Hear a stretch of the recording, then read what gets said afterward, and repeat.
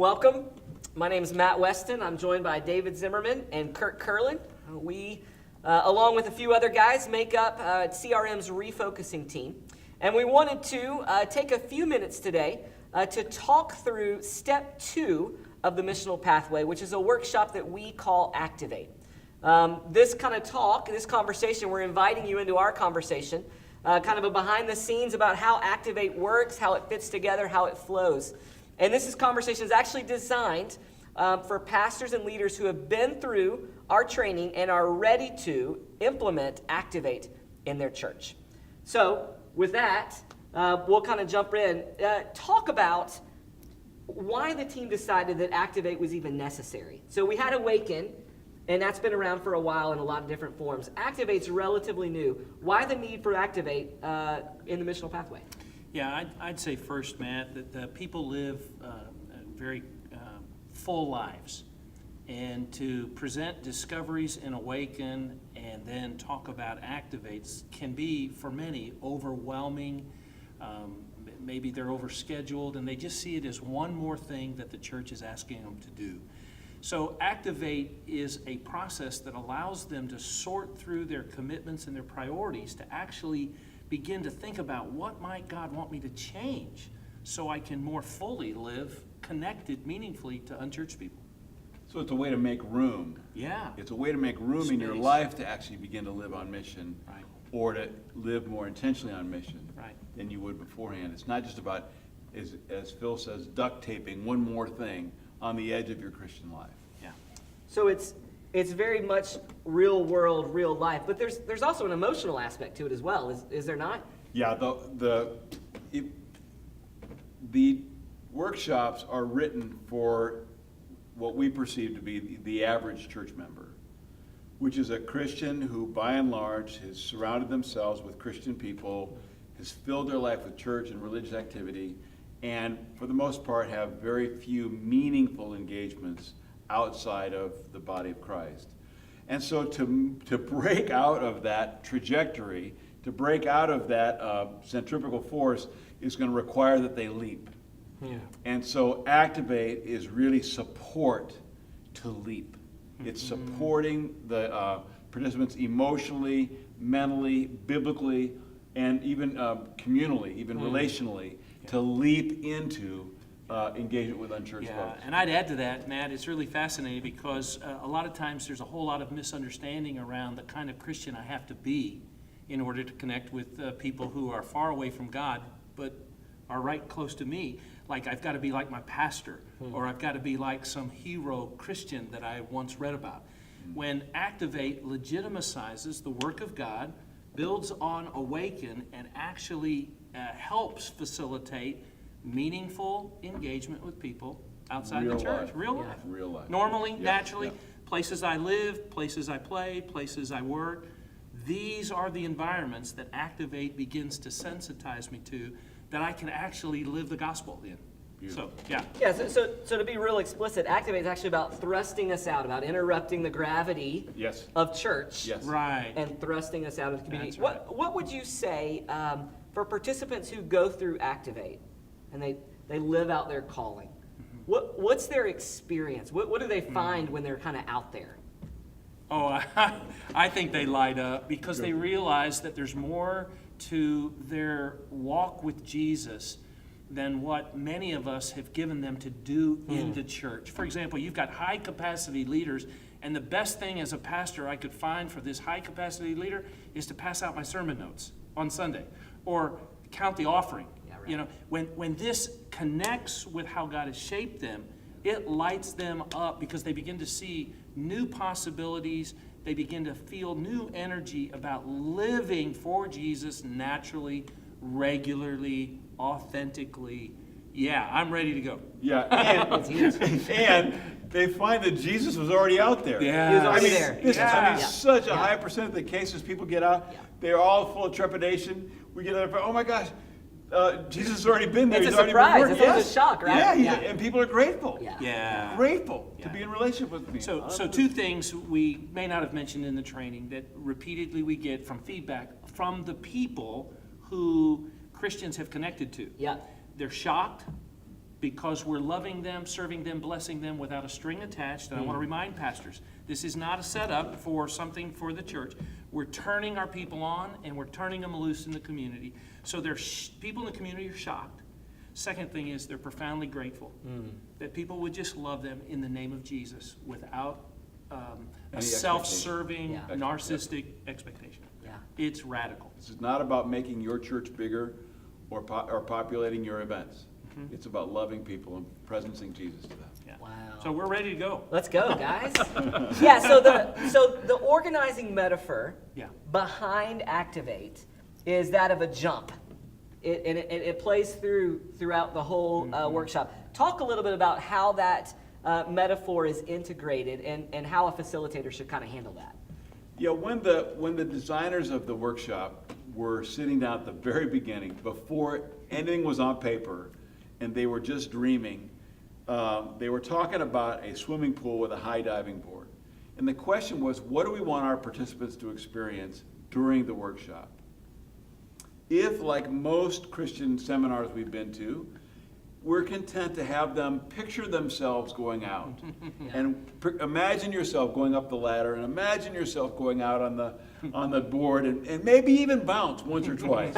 Go out there and bounce, and then of course come right back down and dry. Or maybe it's just lay in the sun and dream and imagine how beautiful it'll be when you go off the end of the board. But the designers of this thing said, no.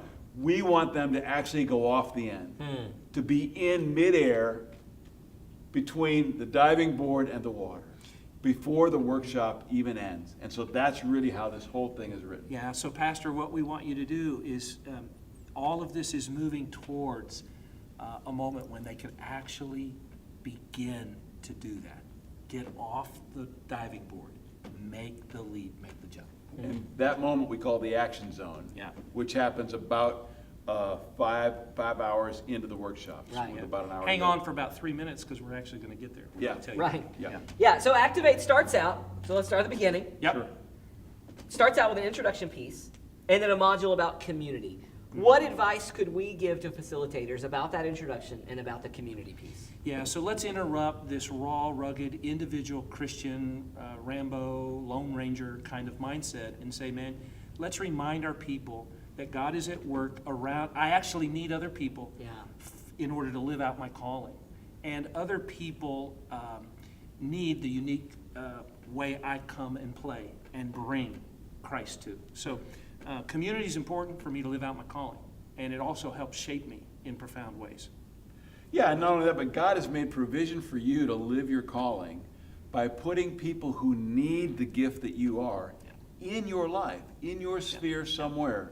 And so the other second half of that community piece is about really examining, so who has God placed in relationship to me that I can love and serve as a way to actually presence and live out my calling. Yeah. And so actually prior to the community piece, and that's great feedback on that, prior to that there's talk about the jump, and then there's a debrief, of what it's like. We tell stories about our individual jumps and risks that we took. Right. And then there's a debrief.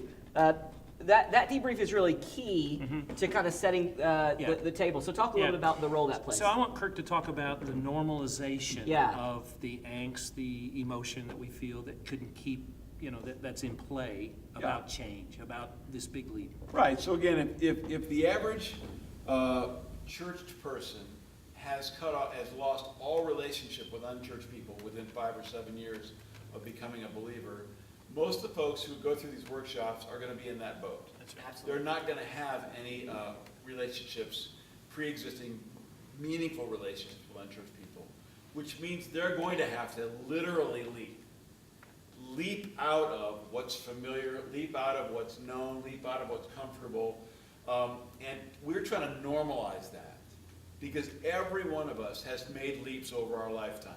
It may have been back in junior high when you asked that girl out on a date. It may have been when you were 6 and your mom or your dad invited you to jump off the kitchen counter into their arms. But you've made a leap, and so we want to remind them of that because everybody's done it. We've all leapt at different times for things that were worthwhile. So the next session of Activate is the step grid and the one thing. What could we say to people who are facilitating those sections? Yeah, our experience, Matt, is that the most challenging of the 4 components of the step grid is always the T, which represents Trash. what's going to be trashed. Yeah. Because there's always a grief associated to giving something up or letting go. And there's always people connected to our choices and priorities, commitments. And so, yeah, that might be the one to press in on out of the 4, is what I'd say. Yeah, and I think it's helpful to recognize that we're not challenging you to say no to bad things, Yeah. to be freed up to say yes to good things. You're going to have to say no to good things, to say yes to what's best. And that's significant. That is Yeah. real To simple. call that out Yeah. for what it is. So Right. saying no to what's good so you can say yes to what's best is really crucial in the step grid. Yeah, and the other thing I would say is the more specific you could be Yeah. in each of those 4 components, the better the results. So don't be vague and general. Go after what is it specifically that needs to happen in each one of those components. Yeah. So I'm not going to just add time with the Lord. I'm going to be specific, as Yeah. specific as possible. Yeah. Yeah. And then where are you going to find the time Right. to spend with the Lord, if that's whatever. Sure. So we move from there to the action zone, which is really the culmination of Activate. It's where we actually get to go and do. So what would we say to facilitators specifically about how to effectively coach their participants through the action zone? Yeah, you know, Matt, what we're aiming for is that we would actually, that you, Pastor, would actually challenge your people to, as you love to say, Matt, go big or go home. This is really an opportunity to swing for the seats. One of the things that we've noticed in our work with Christians and churches all over the map, you know, is for the most part, many of us, by the time you get into your 30s, 40s, 50s, have figured out a way to kind of posture ourselves in life like a baseball player, squared off to bunt. And when I'm squared off to bunt, I've got to be that way if I'm going to lay a bunt down. But I cannot hit a double or a triple or a home run or even a single when I'm squared off to bunt. And the action zone is a 15-minute opportunity to take a great big cut at the ball. Yeah. And we want to challenge you Yeah. as a pastor to model that for your people, and which we hope you did when we trained you. And we want to invite you to really challenge your folks to take a great big cut at the ball, to go big or go home, to think seriously and act boldly. Yeah. We want them to take bold, irreversible steps in that action zone. Yeah. So you can't put the string back in the. I can't go home in and the bottle. undo what I right. just did. You can't go home and right. Yeah. If you wrote your boss and said, no more overtime, I'm not going to work overtime, or I'm going to resign from this, or I'm going to commit to be trained as a counselor at the juvenile hall, you've made that connection, and now you're going to live through it. That's what we're talking about. You're in midair. You've jumped Yes, off and you're in that's midair. it. Yeah. That's it. So we move from there to the support call and the closure, which is kind of after the culmination of the workshop, but hugely important. Say more about that. Yeah, I think the temptation would be to kind of minimize, we're tired, it's at the end of this step hours, 2 yeah. process. And so, yeah, we assume a lot. This support call is a chance to interrupt and follow through. Follow through. So that something additional is happening. Next steps are, I'm reminding pastors in the training, there's more to do than just what we did in the action zone. So this sets that up and sets you up and your people up for success. It interrupts the inertia of this is an event, and I'm going to leave the event and be done. Yeah, been there, done that. Right. Check it off. Because I'm actually gonna commit to carry it on actions over the next 30 days, and then reconnect with my partner and do that support call. Which it reminds me to say that being missional, to living a missional lifestyle, is not something I do occasionally. Not event oriented. It's not an event. It's not something I do once a year somewhere else. It's every day, all the time. And so this kind of helps set that up. Sure. Yeah. Yeah. So as we wrap, Yeah. closing thoughts about awaken and activate, the first 2 steps of the missional pathway. Closing thoughts for men and women who are facilitating, presenting this in their churches. Yeah, I would say if there's been gain personally through steps 1 and 2, then there's great inertia and the momentum's already happening for steps 3 and 4. If Ephesians 2:10 is true for an individual, then it is also true for the church. God has planted and purposed our people in this community to have this kind of impact. Steps 3 and 4 are make that kind of journey actualized and realized. So if it was good in steps 1 and 2 for you personally, then trust that it's going to be good for your church in steps 3 and 4. That's Plus, what it's I a whole lot of fun to go on mission together. It is a blast to do that. And as a pastor, what's Yeah. more fun than watching your people change the world, Yeah. change the neighborhood, live Right. live out the Right. thing they were made to do? And this is the most fun. Yeah. So thanks, guys, Yeah, you're for welcome. your time. Thank you, guys. Yeah, thank you. And ladies, for your willingness to take a risk as a leader, to go against the flow and to take a risk. And we pray the Lord's richest blessings on you as you lead and as you send your people out. Yeah, and let us know how it goes. We'd be really excited to hear from you. Blessings. Thanks.